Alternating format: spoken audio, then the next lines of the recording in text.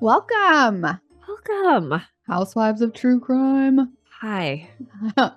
Happy President's Day. Happy President's Day to all the presidents out there. Right.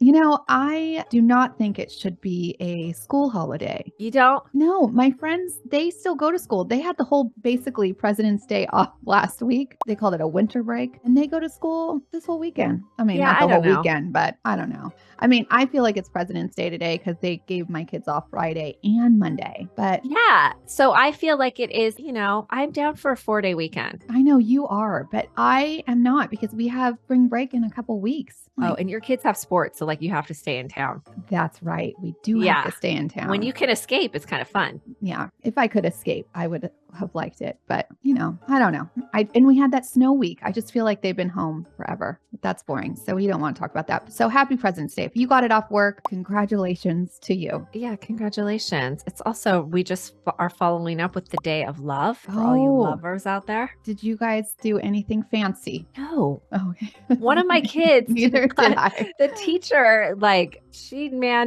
I don't know if she just dropped the ball or what, but only No 2 parties. kids in the class, did the Valentine's thing. Oh, shit. I know. That's crazy. So then I picked up the other 2 kids from school and we're like, you're going to have to share your Valentine's with your sister. Yeah. Okay. Yeah, they did. Oh, that's nice. My husband had kidney stone surgery on Valentine's Day, so that's real sexy.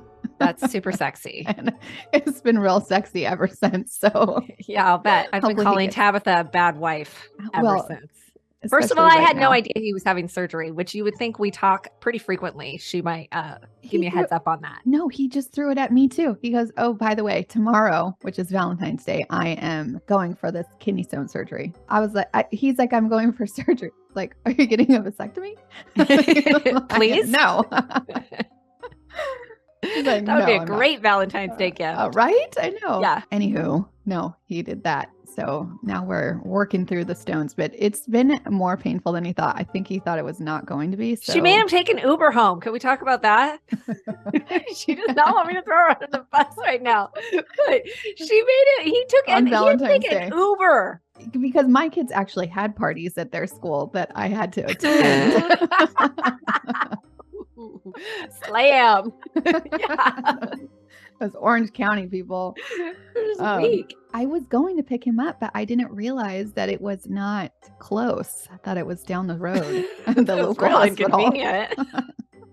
Yeah. Yes. So he's not mad at me, so we're good. But hopefully you guys all had a much more enjoyable romantic Valentine's Day than the rest of us. That Boys to Men Valentine's thing, look it up on YouTube. It's real funny. Oh my God. My husband and I were watching, I've been a little under the weather, and we watched a show last night. I just wanted, whatever. Stupid, one of the Yellowstone things, which I refused to watch, but then I caved because I'm so weak. Mm-hmm. Anywho, he was like, look at how much they love each other. Look at how on Yellowstone? Yeah, like they hold each other and they're so into each other. Remember when we used to be like that?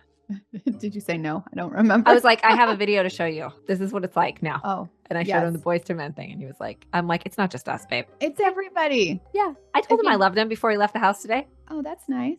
Like, there you go. That's nice. Do you like this coffee mug that I have? It's an Ember. It keeps your coffee hot, which I think you would like. Yeah, I would like that. Yeah. Although I drink it pretty fast.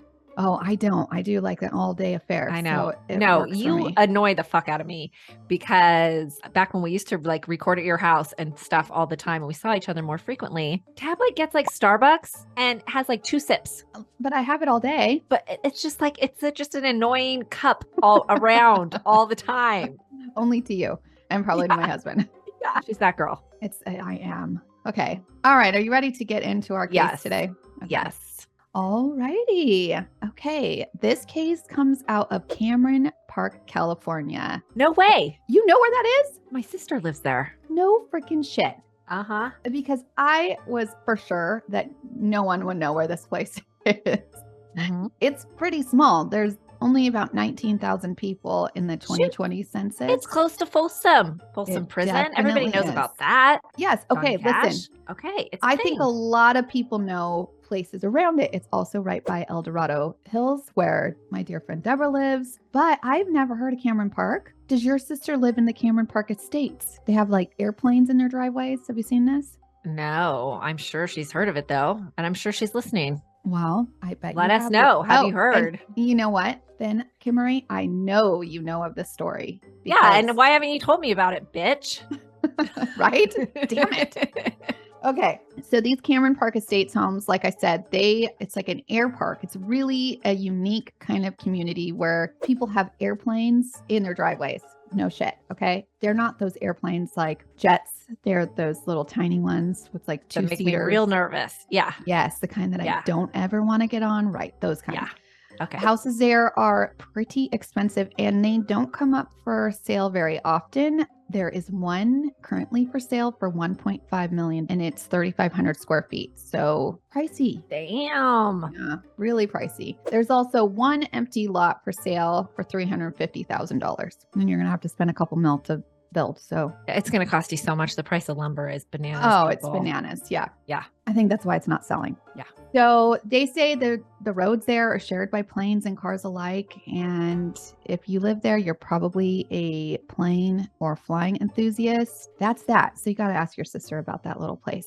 I will. Back in 2012, there was a couple and a man in particular named Todd Winkler that had no problem jumping on his little prop plane and taking it for a spin. He lived in one of those homes with his wife, Rachel, and they had 3 very young kids, the oldest being 4 and the youngest being 8 months old. So pretty much all babies. The neighborhood suited this family. Todd was an ex-F-16 fighter pilot in the military. That's hot. It is hot, actually. I think that's... I don't even know what an F-16 is, but I know it's hot. It is. You know, it's like one of those fighter jets. It's hot. It's like the jackets, all of it, glasses. Yes. It's all hot. Yeah, that's right. So that was Todd in his previous life before he met Rachel. So he just loved to fly. So Cameron Park was very fitting. Also, the lifestyle was fitting for Rachel and Todd alike. It was upscale, fancy, very secure, which appealed to Rachel. In all actuality, this life was very different from what Rachel grew up in. Rachel grew up in Napa, California, to an artist father, and I would say like a much more hippie kind of relaxed life. She dated a guy previously for 14 years that was an aspiring artist in Napa, and these two just like painted murals and shit. You know, and made money. I'm always fascinated by that. According to her dad, they didn't make a ton of money painting the murals. So, I mean, enough to get by, but nothing like a glamorous lifestyle living with airplanes in your driveway. You know what is a good gig? Is those people that paint the curbs, the address. Oh, I know. Totally. And it's like, takes them 5 minutes. It takes them 5 minutes. They got the little stencil. They're walking around here charging $100 a house and boom, boom, boom, boom, boom. They're making like $1,000 an hour. And you know that paint does not last and it's made to not last. So they can and then they got to come back. Year. I know. That's the best business, man. Yeah. Okay. If anybody wants to start a new business, that's the one to start. So although Rachel's previous relationship seemed really fun and easy, but the thought of having kids and paying for a mortgage, those things, you know, that grown-ups do, didn't really seem fit with her first boyfriend. So when Rachel met Todd, this ex-military pharmaceutical exec who owned a plane and wanted a fancy life, Rachel was into it. She actually was so into it, Gretchen, that she married the dude 3 weeks after meeting him. That's quick. I would say it's probably too quick, although it worked out for your mother and father. But I mean, most of the time, I would say those weddings don't last very long. Right. True. You can imagine Rachel's dad was not super stoked on this shotgun wedding, but Todd was real nice. He was very respectful. And so eventually the relationship between the in-laws, it actually really strengthened. Todd, like I said earlier, he was a pharmaceutical exec and his job was in San Francisco, which is pretty far from Cameron Park. It's like definitely over an hour. And it's like 2 hours. Yeah, with traffic, it's 2 hours. So a lot of times Todd would just stay in the San Francisco area for the week and then come home on the weekends. Rachel, she got a job at the air park as the general manager, which is like this little, it's kind of right by, you know, where she lives is also like a little airport, obviously, for these airplanes. So she got a job as a general manager while raising the kiddos and being alone most of the week. You have thought that you could live alone most of the week. You probably could, but I do think it would get lonely. Yeah. So No, I imagine. I don't think so. I don't think so. I have You like you're busy. I have a lot of children and dogs in my bed all the time. Yeah. I'm busy. So did Rachel. She had 3 kids under like 5, but I think it got a little lonely for her. And the other thing about this happy home, well, it just really wasn't. You see, everyone has secrets, some dirtier than others. And the Winklers, Todd and Rachel Winkler, well, they both had their dirty little secrets. And unfortunately, all these secrets we now know about, they're not secrets anymore. Todd's were kind of interesting, like the fact that Todd was let go from the military due to some mental outbursts, like thinking he was a samurai soldier and having to go get mental evaluations and stay in a mental institution for months. He did spend some time in Japan while he was in the military, but he was no sword-wielding samurai soldier. Did she know that he had been let go? Just, what do they say, dishonorably? Yeah, released, don't know about that. I would think you would want to know, because if my husband had served time in the military, I would want to be shopping at that place that they shop at where they don't pay tax for the rest of my life. Yes. And I would want all the discounts for Disneyland, etc. I know. Well, I think you only get that if you were like in good standing. I think that Todd was not allowed to go back to the base camp to shop because he actually got caught shoplifting there. Oh shit. And Todd. that is when he actually got let go of the military. That's real bad. Yeah, it's real bad. Todd also had a problem with lying. And I can imagine at first, Rachel let things go. But after years of weird lies, I'm sure that gets real unattractive. Now, according to the prosecution, some of his lies were faking cancer and even going as far as shaving his head and eyebrows to make it believable. That kind of shit really just drives me bananas. Faking illnesses it's a pet peeve of mine because I'm like, people really fucking have this shit. And it's no joke, right? Yeah. We did a case, that girl Belle in Australia. Yes. I hate it.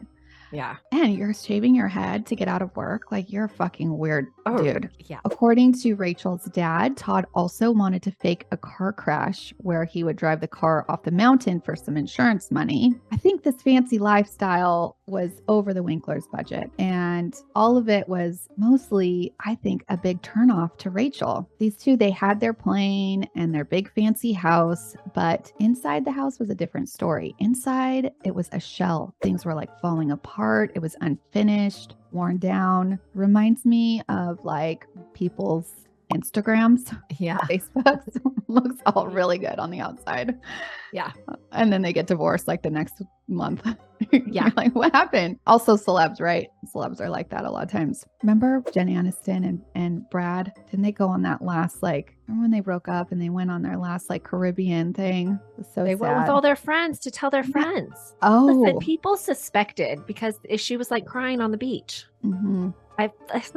Jennifer and Brad breakup is up there on the heartbreaks of my life. I know, me too. I'm still 5. talking about it. Yeah. I just think, what would be amazing if Ben Affleck and Jennifer Lopez, if they would get back together.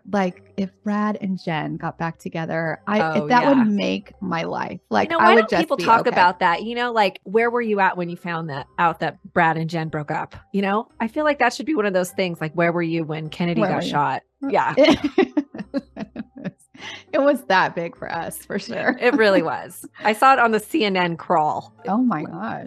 In a hotel room. It was huge news. I called you immediately. Yes, I know. I mean, we could not believe it. Or we could, because he cheated, that bastard. Okay, well, like Brad, Rachel had her also little secrets. Rachel liked her job working at the air park. And when this ex-military maintenance man named James started giving Rachel a little attention, she liked him even more. Now, James, he was also married, and according to himself, he was on his way out of that marriage. James and Rachel were head over heels for each other, and they maintained this affair for a very long time. Rachel had a whole week to basically be with James and hide her love affair. By the way, she did not hide her love affair with her neighbors. Like, they saw James all the time. So maybe she just didn't give a shit. But she was like the boss, right? So she could say like, oh, right. Like he's working. He's fixing my pipes at home. Yeah. Yeah. He's cleaning everything. Yeah. So like I said, James was also married as well. And I doubt his wife worked 2 hours away for multiple days at a time. So when Mrs. James found out that these two were doing it, she called Rachel's husband, Todd, and said, your wife is a cheater, pumpkin eater. Well, this news was, of course, shocking to Todd, and he was right pissed, like any husband would be. Right. He went to Rachel's dad and begged him to help him go tell James to stay the F away from my wife. And at this point, Rachel's dad had grown very close to Todd. So he was like, sure, I'll go with you. So these two go to James's house, and Todd's like, stop banging my wife, dude. And according to James said, no can do barbecue. So yeah, which like, I can't even imagine that kind of situation happening. And then he's like, sorry, I'm going to still bang your wife. Well, I think it is a mistake to go to the other person. Like, you can't fault the other person. You have to fault the person you're married to. Yeah, that's probably where he should have started. I've been, I don't want to brag, but I've been cheated on multiple times. And I, believe it or not, people. And what did you do? I never went after the person. So I didn't either. I did go shop and like as a psycho, I did go like shop in their workplace to like check them out.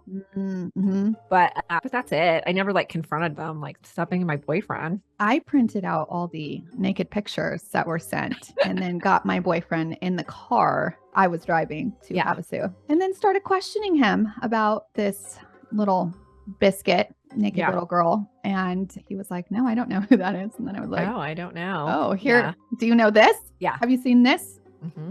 Have you seen this booby? Oh, mm-hmm. Okay. Yeah. So yeah, no, I never went after her, but I was like, fuck you, you piece of shit. I just want to give them the satisfaction. The girl? Yeah. Yeah. I mean, if you're going to cheat, you probably should just let them cheat with the and if you and know somebody away. is in a relationship and you're cheating with that person, I mean, you're not very stoked on yourself. There's nothing I could do to say. I don't even know if this, I bet you this girl didn't even know that he had a live-in girlfriend. My guy, my person. James, of course, James knew that Rachel had a husband. I mean, James was basically like the second husband to Rachel. It doesn't seem that sexy to be having an affair with the 3 little kids around all the time too. No, it doesn't. And James also had a daughter who knew Rachel. I don't know. It was complicated. It's messy. Okay. Yeah. Okay. So after, James was like, sorry, I'm not going to stop banging your wife. Todd was more pissed. And Rachel's dad was, I can just imagine, been like, okay, I'm out. Like, this is not my place anyways. Yeah. Rachel, on the other hand, she did have mixed emotions. She was like, okay, well, we have 3 small kids and a divorce is messy. So she kind of told Todd, like, okay, we'll try to work it out. But her unhappiness was growing stronger every day, and her love for James was not diminishing. So she decided that she was going to divorce Todd. And then on February 27th, 2012, Rachel confronted Todd about the divorce. She said she had filed and was, talking him through what was going to happen. And then what happened next, only Rachel and Todd know. According to Todd, Rachel told him about the divorce and they argued about custody of the children. She told him that she was going to sick her gun-loving boyfriend James on him if he brought any issues. And then that's when Todd got mad and hit Rachel on the side of the head. And then Rachel came after him with a pair of scissors. He says that Rachel is much more fit than him, and so it was a struggle. Okay, Rachel is 110 pounds, a tiny lady. Todd is 240 pounds, not a tiny man, not even like a medium-sized guy. Okay, 240, it's a big dude. Yeah. He says that she got on top of him and then him on top of her, and then they rolled around, and the scene that he portrays is something like out of the movies. Maybe that shit really does happen. I know when I wrestle with my husband, that doesn't happen. Like, I just can't overtake them, like No. You just can't, unfortunately, you know? No. So No. It has to be one of those situations where it's like a small child trapped under a car, adrenaline, Right. super. Right. Yeah.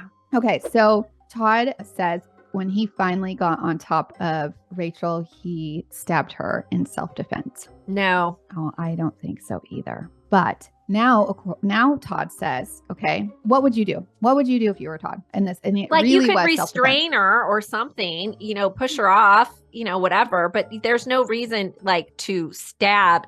No, that doesn't make any sense to me. You put their arms around them and like hold her there. And then you call 911 and say, my wife's being a crazy person. Yeah. That's what you do. Yeah. Well, that's not what Todd did. Todd stabbed her.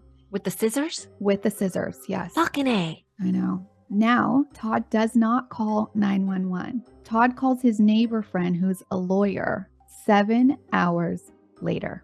So this guy goes all night with his wife's body lying lifeless in her baby's room. He gets the kids up. He makes them breakfast. He takes them to their neighbor's house. Then he calls this other neighbor friend, who then calls the police to report Rachel. When police arrived, he informs them that his wife is in the bedroom and is dead. They take him into the police station where he tells the story that I just told you. The crime scene was really gory, and the thought of this tiny little lady coming at this big guy with scissors in a massive struggle just didn't make sense. So they started digging, and what they found is that Todd's story doesn't really make sense to anybody, even them. It turns out that Todd's neighbor, who he took the kids to, says that Todd did not have any cuts or scrapes on his hands when he dropped them off in the morning. But when police got there, there were cuts on his hands, which Todd told them were defensive wounds from the scissors, which all of it sounds really fucking bizarre. Like, are the scissors open? Like, how does that happen? Also, I'm real impressed that they had like stabby scissors with 3 little kids. Oh, okay. So listen, I just did that baby shower with our friend Lynn. Lynn had these scissors that I was like, Lynn, I love these scissors. They are like the best. They like cut through anything. They could stab your shit if you wanted, but I don't see those on a regular basis. Like, I've seen a couple pair of those in my life. I have a good, I think they're called Fisco, actually. Oh my gosh, they are the best scissors. They have an orange handle, and I keep them hidden away because I never want my children using them. Lynn's were all silver, very heavy duty. Oh, they're probably Grangers. I actually know a little bit about scissors. Okay, well, they were something and they were good. Okay, so also there was no blood from those wounds of Todd's in or around the places that he was that morning, like cooking breakfast, getting his kids ready. But there was blood on the baby's clothes from Rachel, which made the detectives think that she was actually holding her baby at one point when she was trying to get away from Todd. You know what else I'm thinking? When you stab someone, they don't just die right away. Yeah, you're right. So he just left her there to like bleed out. Well, their theory is that he stabbed her in her bed while she was sleeping, which would be consistent of the crime scene photos because the bedroom was real bloody. And then he thought she was dead or like going to bleed out, but she wasn't. And so she made her way to her baby's room somehow, grabbed the baby, maybe for a shield. And then you would just she wants to grab the baby and get out of the house. I mean, that would be the first thing we would do if somebody was attacking us, is go into our kids' room, get them, get out. Yeah. And then that's when he attacked her and killed her as she crouched down in the corner of her baby's room. He also mentions to the police in an interview that her last words were, "We can work this out. We can work this out," which to me is not her stabbing him or trying to hurt him. That's her begging for him to stop hurting her. Yeah. So the investigators found one more thing in the house that raised red flags. Ashes from a woman named Catherine Winkler, Todd's second wife. So yes, Rachel is third wife to this dude.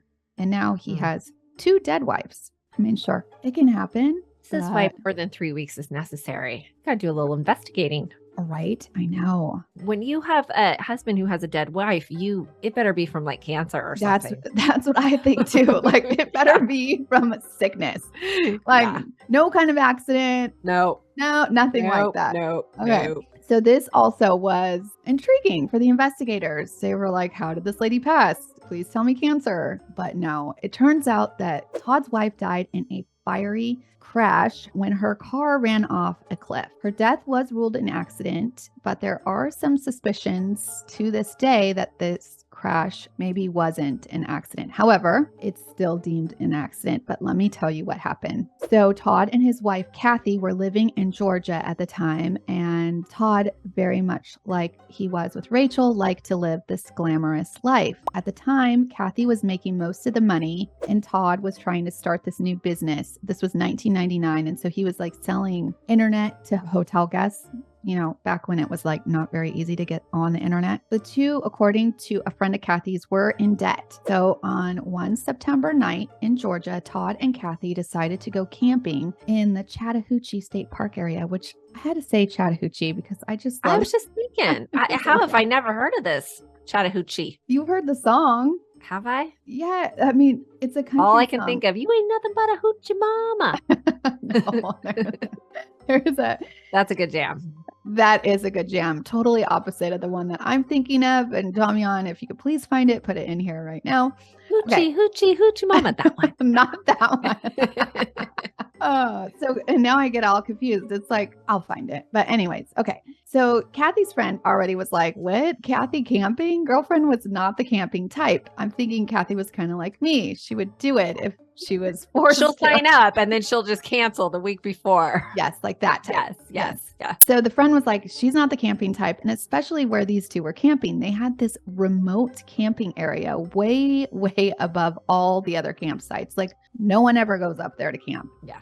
According to Todd, he got out of the tent to go to the bathroom and he got stung by some sort of bug and went into anaphylactic shock. He wakes up Kathy to drive him to the hospital because he forgot his EpiPen that night. And so then there's a couple stories on what happened next. He tells one of the guys that he jumped into the bed of the truck, which doesn't really make any sense, but okay. And Kathy was driving the truck and then went off the cliff into the ravine. He then tells a story that he got thrown from the truck when he was sitting in the front seat. And by the time he got down to the truck was in flames and he could not get to Kathy. He also says that he hit his head at one point. Like he says multiple stories to multiple How did he get out of the anaphylactic shock? He also said, this one guy that came up to him after he's yelling for somebody to help save his wife says that he thinks the smoke inhalation got rid of the anaphylactic shock. And he's never showed anybody where they were like, where did you get bit? What? Nothing. Yeah. No, you don't just come out of anaphylactic shock. You fucking die.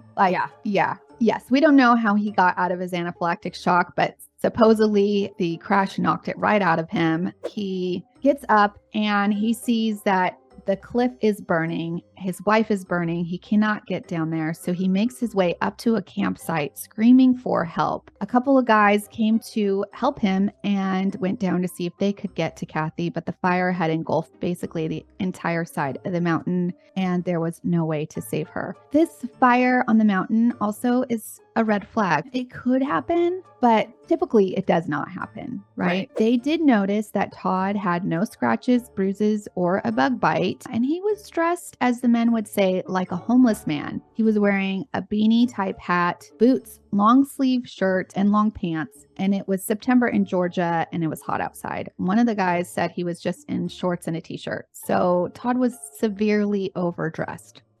Probably because he jumped out of the truck before it went off the cliff. I don't know. I don't know how this guy got his wife to drive off the cliff, but I'm pretty sure he did it. The men went back up to the campsite where Todd said, maybe my wife's up there. Maybe she got out and climbed back to the campsite, which is like, no, she fucking didn't, but okay. Yeah. And these guys said that they felt real uneasy with Todd. Like, was he going to like pull out some sort of machete and like start hitting them too? But nothing happened. Authorities got there. They also thought it was really a bizarre story, but the autopsy said that Kathy died of smoke inhalation and her body was charred 100%. So it was deemed an accident. And then after Kathy's death, Todd of course, collected on her life insurance policy, Obviously. which Kathy had just got months before this accident, and the policy was $600,000. But if death happened by accident, you get double the money. So Todd walked away with $1.2 million. Oh, I was kind of wondering how Mr. got booted from the military was able to afford this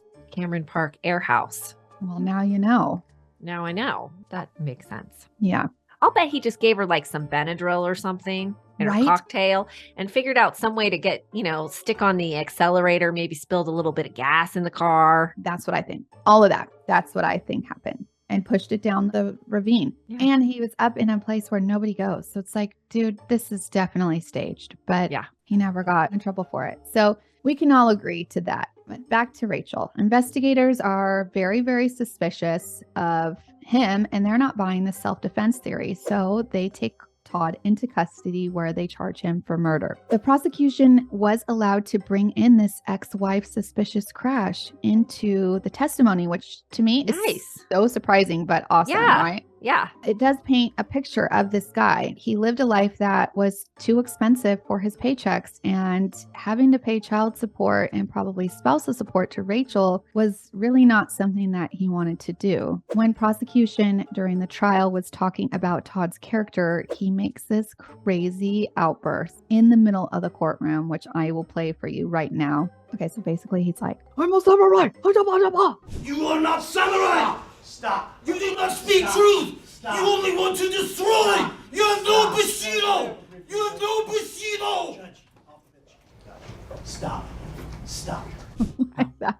Okay. Okay, so he decides that he was a samurai warrior again. That's not helping your case, Todd. It's really not. Prosecutors think this guy is just a faker. Like, they think this outburst and him having these like psychological outbursts are not real. I don't know. Okay. They're bizarre. Whatever it is, it's fucking weird. Yeah. He actually got on the stand to defend himself, but he just could not make anyone believe him. The jury found him guilty, and he was sentenced to 26 years to life, which I think is pretty lenient, man. 26 years? That is lenient. Yeah. Yeah. Scissors are extra. Okay. Yeah. And yeah, mother extra. I agree. So I say life without parole. That's what I don't care. would say. I don't care who she was sleeping with. I think he gets parole, like upper parole. I think if I was right, 2031. No, those poor children. They should never have to deal with him. Now, and so her kids are raised by her dad, who's actually an artist that people know, NAPA. Okay. It's like a well-known NAPA artist. And so he took the kids to raise them. I don't know much about her mom. I tried to look up, but the dad was really, he's on all the shows, and he's made more of like public statements and stuff. And then the kids went to him. The mom and the dad also have different last names. So I don't think the mom was really in the picture that much for her, or what I could tell. Yeah. She has some brothers, but yeah. So it's sad. She was a disco biscuit, man. I mean, really the cutest girl. And I loved her kids, and it's really unfortunate because now this weirdo dad is in prison and she's gone. Okay, and well, what about James and his wife? Well, James and his wife divorced. James was on, I think, Dateline, talking a lot with his daughter, who I guess knew her very well, Rachel, and he's still in love with her. He loved her. Like, he really did love Rachel. I don't know what his deal is now. Well, that's too bad. Yeah. Because maybe he didn't really love her. They never like been in the same house with like shared dirty dishes and like all of that, True. I mean, it's like, it's the, boys to men, I'll make love to you like you want me to, not the remix that everyone needs to watch. Yes, true. Right.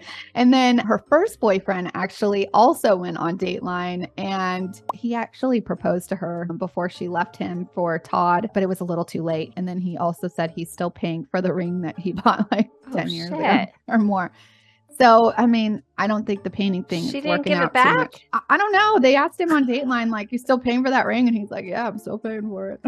Like, Oh, dude, you got to come give on. girls, you got to give it back. If you I don't make hope it she down the got it. aisle, you got to Yeah, give it back. But what? He needs to return it. Like, he can't. He's like, hey, excuse me, can you return this diamond ring for me? They take jewelers They take the do? ring. Yeah, they do. They take it back. Not for the same price, I bet. Yeah, they pretty much do. It's a Really? thing. Yeah, It no, is? it's a thing. Okay. You know this? If I experience?